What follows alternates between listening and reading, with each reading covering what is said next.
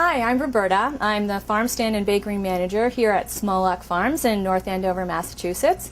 And today I'm going to be preparing for you one of our wonderful crisp recipes that we sell here at the bakery using strawberries and rhubarb, two really nice spring and early summer fruits.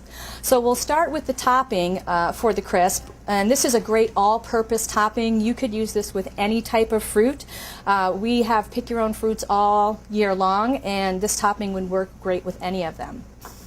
So we start off with two kinds of brown sugar, light brown sugar and dark brown sugar. The dark brown sugar having a little more molasses in it, giving it a little more sweetness and body.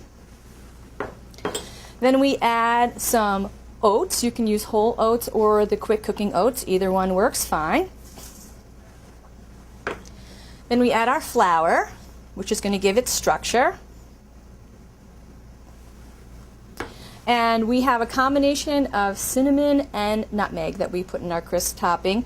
The amounts of this can be tailored to, if you're a cinnamon fan like I am, you can throw a little more cinnamon in. If you're not so much a nutmeg fan, you can reduce the amount of that. So that can be to taste.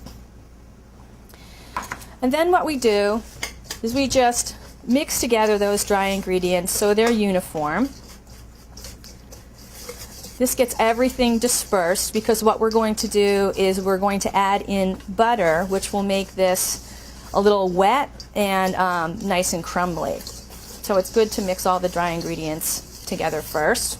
And I even go in with my hands, and if there are larger clumps of brown sugar, I just crumble them between my fingers and have the butter extremely cold and cut into cubes and drop it in that way. And I'm just going to mix it by hand because I feel that I really get a better sense of when the topping is done when I'm playing with it with my hands, and plus it's fun.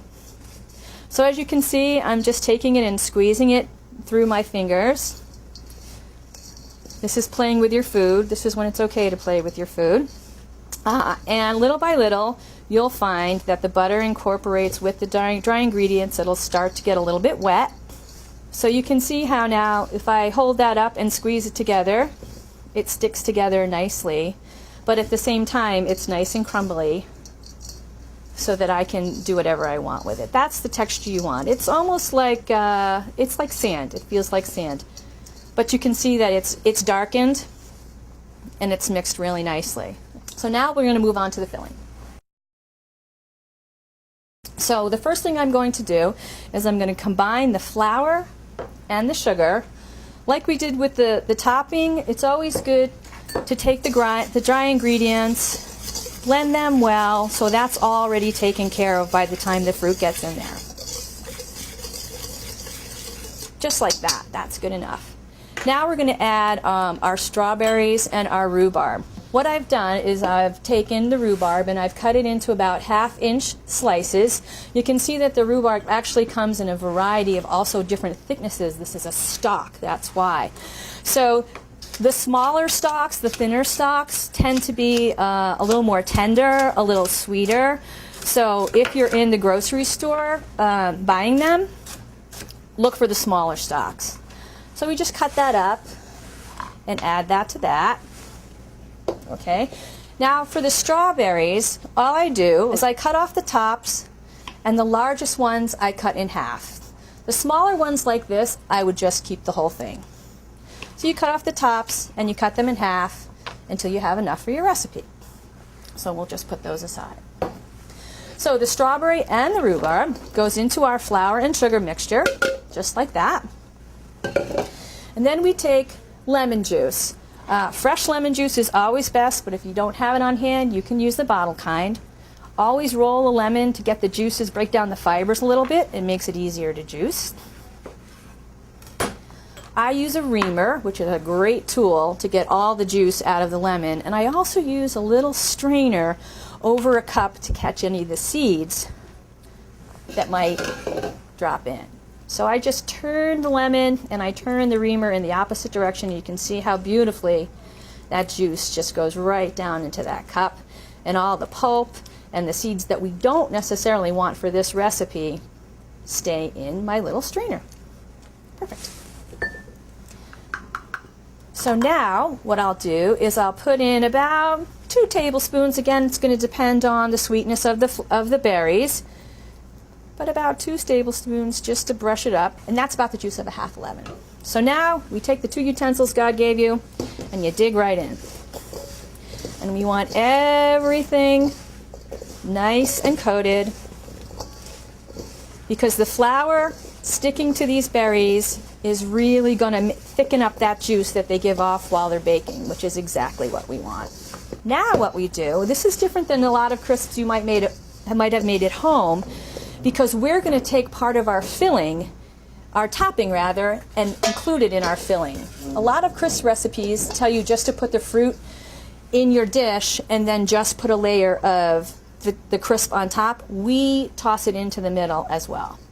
So we take about half of the topping that we made earlier, and again, using our nice clean hands, we just toss this all together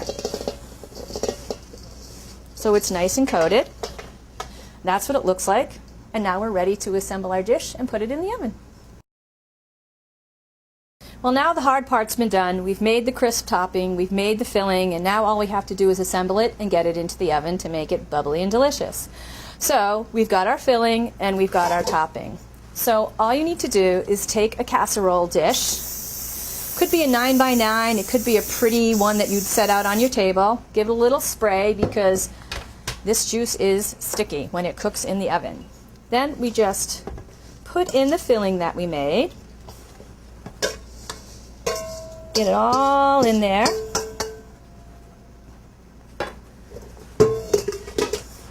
And again, you can use your hands to spread it out evenly in the pan. And you can see how there's nice bits of crispy topping all through there, which is exactly what we want to see. And then we just take the remainder of the topping and we just put it on.